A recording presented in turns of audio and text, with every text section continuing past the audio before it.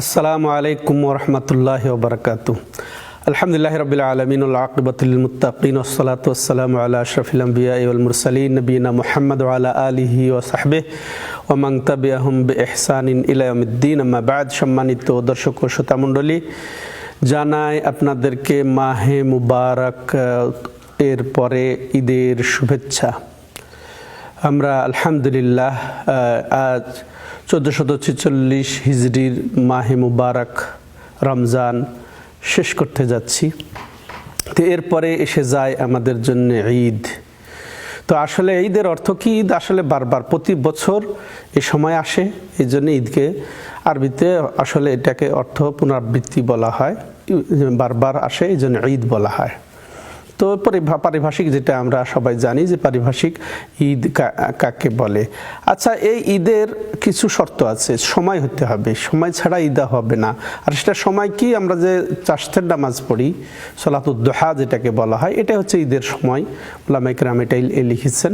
সেটা সূর্য উঠে যাওয়ার এক বর্ষা অর্থাৎ 10 মিনিট 15 মিনিট থেকে শুরু করে এবার সূর্য ঢোলার আগ পর্যন্ত, এই যেমন চাশতের নামাজ, এটা হচ্ছে প্রথম, এটা শর্ত, এই সময় হয়ে যাওয়া। দ্বিতীয়ত হচ্ছে যে জামাতের মতো সংখ্যা থাকা, কমপক্ষে 3 জন লোক না হলে ঈদ পড়া যায় না। এটা বিশেষ করে অমুসলিম রাষ্ট্রে এই ধরনেরও হয়ে যেতে পারে, অতএব 3 জন পড়তে পারবে।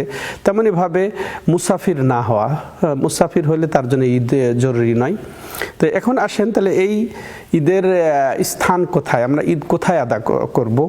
ঈদ আসলে ময়দানে, রাসূলুল্লাহ সাল্লাল্লাহু আলাইহি সাল্লাম সাধারণত ময়দানে আদায় করতেন, যেমনটি হাদিসে এসেছে। আবু সাঈদ খুদরী রাদিয়াল্লাহু তাআলা আনহু বর্ণিত, কানা নবী সাল্লাল্লাহু আলাইহি সাল্লাম ইয়াখরুজু ফিল ফিতরি ওয়াল আদহা ইলাল মুসাল্লা, মুত্তাফাকুন আলাইহি। বুখারী মুসলিম এসেছে হাদিসটি যে রাসূলুল্লাহ সাল্লাল্লাহু আলাইহি ওয়াসাল্লাম ঈদুল ফিতরে এবং ঈদুল আদহাতে ঈদগাহে বেরিয়ে যেতেন। তাহলে এটা হচ্ছে আসল। তবে হ্যাঁ, যদি বৃষ্টি বাদলের কারণে হোক, অন্য কোনো ওজরে যদি জামে মসজিদে কায়েম করা হয় তাহলে সমস্যা নাই, চলবে। এবার আসেন আমরা কিছু বিধান শুনবো ঈদের, আদব, এটা সুন্নত, আমরা এগুলা শুনবো। যেমন প্রথম যে পূর্ব প্রস্তুতি, ঈদের জন্য পূর্ব প্রস্তুতি। এরপরে আমরা ঈদের সলাতের পদ্ধতি জানবো। প্রস্তুতিতে আমরা জানবো যে ঈদের গোসল করাটা এটা সুন্নত। যেমন আব্দুল্লাহ ইবনে উমর রাদিয়াল্লাহু তাআলা আনহুমা এটা করতেন, কানা ইয়াগতাসিলু ইয়াউমাল ফিতরি ক্বাবলা আন ইয়াগদু ইলাল মুসাল্লা, যে তিনি কি করতেন, এই যে ঈদের মাঠে যাওয়ার পূর্বে যথাযথভাবে গোসল করে নিতেন। আর আব্দুল্লাহ ইবনে উমর এমন একজন সাহাবী, রাসূলুল্লাহ সাল্লাল্লাহু আলাইহি সাল্লামকে খুব নিখুঁতভাবে তিনি ফলো করার চেষ্টা করতেন, যা তিনি করতেন তাই তিনি করার চেষ্টা করতেন। ইবনে হাজার আসকালানী রাহিমাহুল্লাহ বলছেন আব্দুল্লাহ ইবনে উমর রাদিয়াল্লাহু তাআলা আনহুর বরাতে সহিহ সনদে যে আন্নাহু কানা ইয়ালবিসু আহসানা থিয়াবিহি ফিল ঈদাইন, যে এটা ফাতুল বারীতে এসেছে যে আব্দুল্লাহ ইবনে উমর রাদিয়াল্লাহু তাআলা আনহু ঈদে সর্বোত্তম পোশাক পরতেন। 2 ঈদে সর্বোত্তম পোশাক পরতেন, সৌন্দর্য গ্রহণ করতেন। এরপরে ঈদের সুন্নতের অন্তর্ভুক্ত হচ্ছে বেজোড় সংখ্যক খেজুর খাওয়া, যেমনটি হাদিসে এসেছে, যে হাদিসে এসেছে আনাস রাদিয়াল্লাহু তাআলা আনহু বর্ণনা করছেন, বলছেন কানা নবী সাল্লাল্লাহু আলাইহি ওয়াসাল্লাম লা ইয়াগদু ইয়াউমাল ফিতরি হাত্তা ইয়াকুলাত তামরাত ওয়া ইয়াকুলুহুন্না বিত্রা, রাওয়াহুল বুখারী। বুখারীর হাদিস এটি, যে নবী সাল্লাল্লাহু আলাইহি সাল্লাম বেজোড় সংখ্যক খেজুর না খেয়ে বের হতেন না ঈদুল ফিতরে। ঈদুল ফিতরে এটা সুন্নত নবী সাল্লাল্লাহু আলাইহি ওয়াসাল্লাম কিছু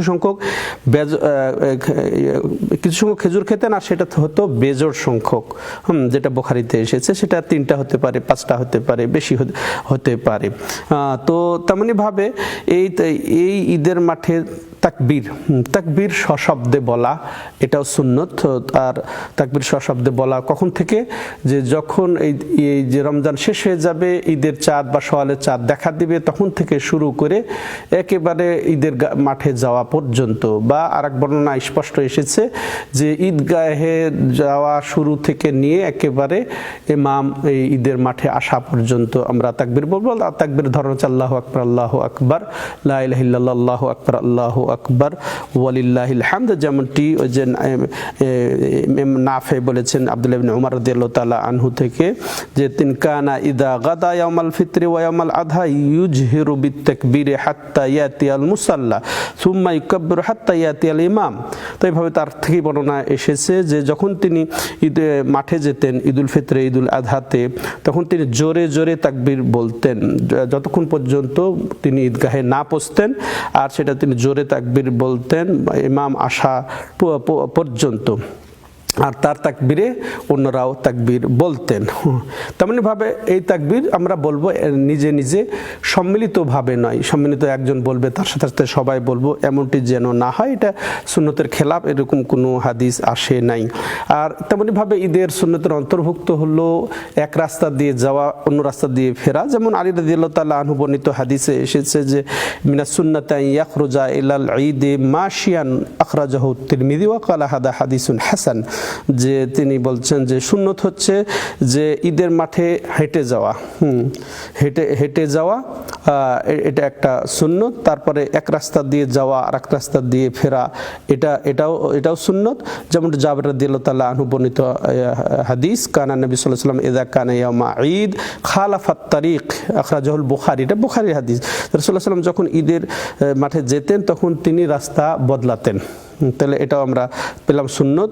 আর এই ঈদের নামাজ পড়া হবে অবশ্যই পদ্ধতি আছে, সেই পদ্ধতিগুলো আমরা জানবো। নবী সাল্লাল্লাহু আলাইহি ওয়াসাল্লাম কি পদ্ধতিতে এই ঈদের নামাজ আদায় করেছেন। ঈদের নামাজ 2 রাকাত, সম্মানিত দর্শক ও শ্রোতা মণ্ডলী, আর এটা খুতবার আগে। তো যেমন আব্দুল্লাহ ইবনে উমর রাদিয়াল্লাহু তাআলা আনহু বলেছেন, সালাতুল ফিত্রি ওয়াল আযহা রাকাতান তামাম গায়রু কাসরিন আলা লিসানি নবিয়িকুম।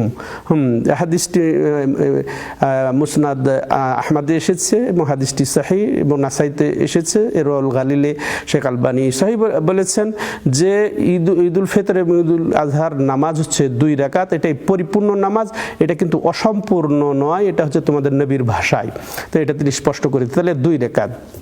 এরপরে আমরা আর যেমন এই 2 রাকাতে হাত উঠাতেন, নবী সাল্লাল্লাহু আলাইহি সাল্লাম হাত উঠাতেন। হাত উঠাও যেমন মা আয়েশা রাদিয়াল্লাহু আনহা বর্ণিত, আন্না রাসূলুল্লাহ সাল্লাল্লাহু আলাইহি ওয়াসাল্লাম কানা ইউকাব্বিরু ফিল ফিত্রি ওয়াল আযহা ফিল উলা 7 তাকবীরাত ওয়া ফি সানিয়াতি 5 সহিহ সুনান আবি দাউদ।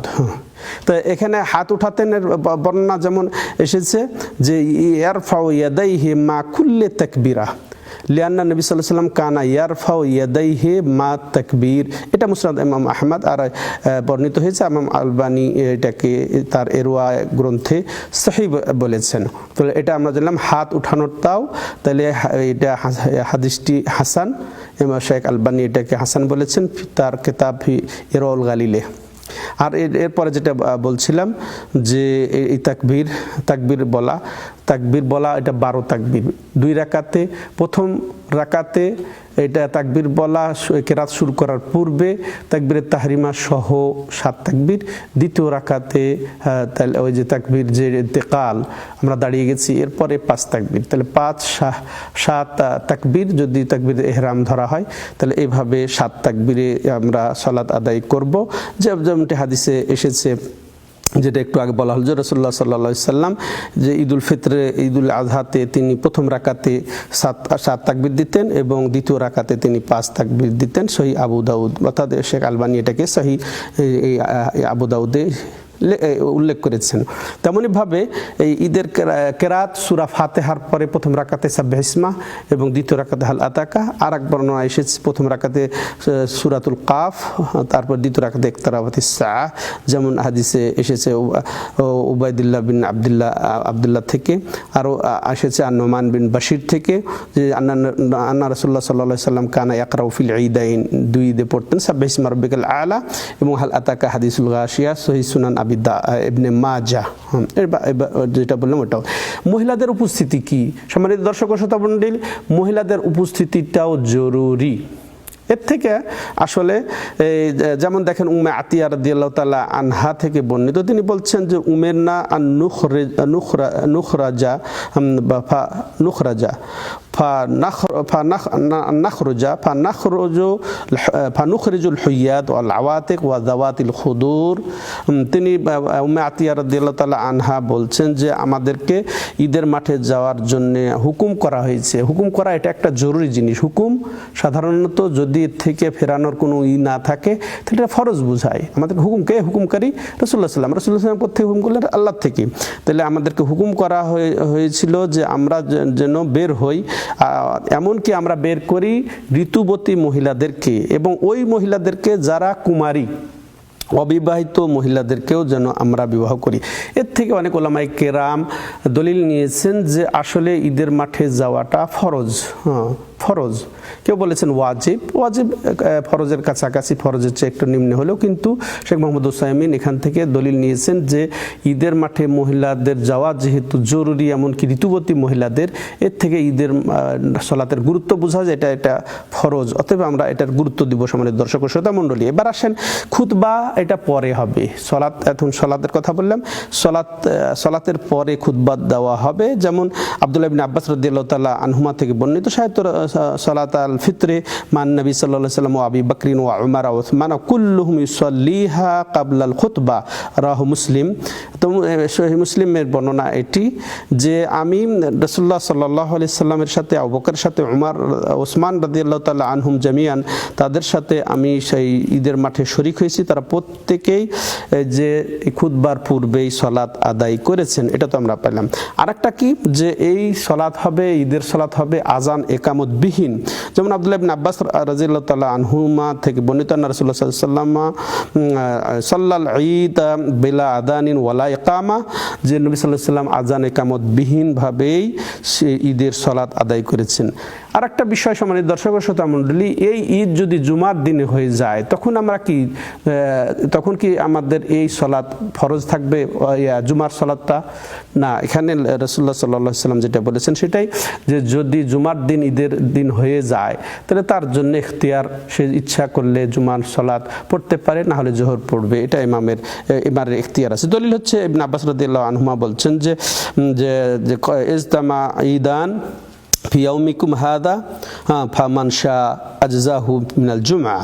তো বলছে যে যখন তোমাদের দুই ঈদ একত্রিত হবে, অর্থাৎ ঈদ তো ঈদই আর জুমার দিনকেও ঈদ বলা হয়েছে, যদি একত্রিত হয়ে যায় তাদের কেউ যদি চায় তাহলে জুমার যথেষ্ট হয়ে যাবে, এই ঈদই তার জুমার জন্য যথেষ্ট হয়ে যাবে। সম্মানিত দর্শক ও শ্রোতা মণ্ডলী, আমরা শেষ পর্যায়ে এসে পৌঁছেছি। তাহলে আসেন ঈদের শুভেচ্ছা বিনিময় করা কি। ঈদের শুভেচ্ছা বিনিময় আমাদের সালাফে সালিহিন সাহাবাদের মধ্যেও ছিল। যেমনটি আমরা হাদিস মুহাম্মদ ইবনে জিয়াদ থেকে পাই যে তিনি বলেন, কুনতুম মা আবি উমামা আল বাহিলি ওয়া গায়রিহি মিন আসহাবিন নবী সাল্লাল্লাহু আলাইহি ওয়াসাল্লাম কানু ইযা রাজাউ ইয়াকুল বা'দুহুম লিবা'দ তাকাব্বালাল্লাহু মিন্না ওয়া মিনক। তাহলে এইভাবে শুভেচ্ছা জানানো, তাহলে এটা একেবারে সাহাবাদের থেকেই সুসাব্যস্ত আছে, তাহলে শুভেচ্ছা বিনিময় করা যায়। আর ঈদ হচ্ছে আসলে আনন্দের দিন। যেমনটি নবী সাল্লাল্লাহু আলাইহি ওয়াসাল্লাম যখন মদিনায় আসেন, যেমন আনাস রাদিয়াল্লাহু তাআলা আনহু থেকে বর্ণিত, কাদিমা রাসূলুল্লাহ সাল্লাল্লাহু আলাইহি ওয়াসাল্লাম মদিনাতে ওয়ালাহুম ইয়াওমান ইয়ালআবুনা ফীহিমা। যখন তিনি মদিনায় আসলেন তখন দেখলেন যে ইহুদিরা তারা ওই দুই দিন, এমন দিনে তারা খেলতামাশা করছে। ফাকালা মা হাদানিল ইয়াওমান, তো এই কোন দিন, এই দুই দিন তোমাদের কি দিন? ক্বালু কুন্না নালআব ফীহিমা ফিল জাহিলিয়া, এটা আমরা জাহিলি যুগে খেলতাম। ফাকালা রাসূলুল্লাহ সাল্লাল্লাহু আলাইহি ওয়াসাল্লাম, ইহুদি এবং মদিনাবাসীর কথাই হোক, তো রাসূলুল্লাহ সাল্লাম তখন বললেন, ইন্নাল্লাহা কাদ আবদালাকুমা বিহিমা খায়রা মিনহুমা, আল্লাহ তোমাদের এই দুই দিনের চেয়ে উত্তম দুই দিনে পরিবর্তন করিয়ে দিয়েছেন, সেটা ঈদুল ফিতর, ঈদুল আদহা, সহিহ সুনান আবি দাউদ।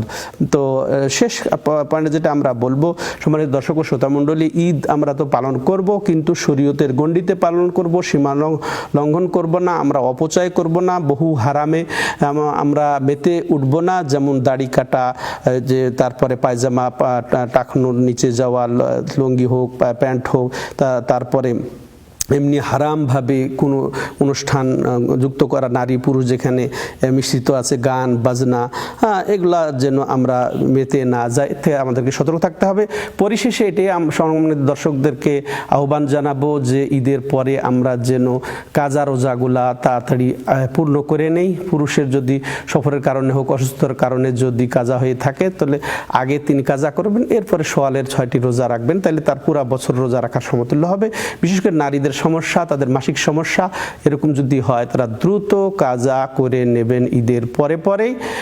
তো এই আহ্বান জানিয়ে আজকে ঈদের এই আয়োজন শেষ করছি। আল্লাহ আমাদের সবাইকে তৌফিক দান করেন সুন্নত অনুযায়ী সব কিছু পালন করার। ঈদের আবার শুভেচ্ছা জানিয়ে বিদায় নিচ্ছি। হাদা ওয়া সাল্লাল্লাহু আলা নবিয়িনা মুহাম্মদ ওয়া আলা আলিহি ওয়া সাহবিহি আজমাইন। সুবহানাকাল্লাহুম্মা ওয়া বিহামদিকা আশহাদু আল্লা ইলাহা ইল্লা আনতা আস্তাগফিরুকা ওয়া আতুবু ইলাইক।